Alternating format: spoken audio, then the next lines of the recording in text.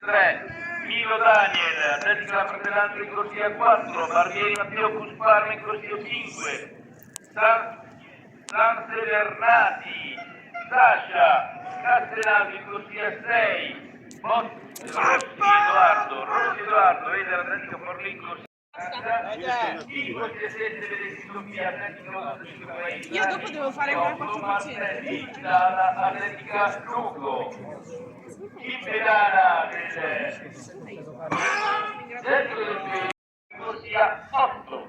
Questa è la prima serie, la serie dei migliori accrediti 400 metri uomini. 1-0-1 e 21 Vittoria Ilaria, Modena Tecnica in corsia 3.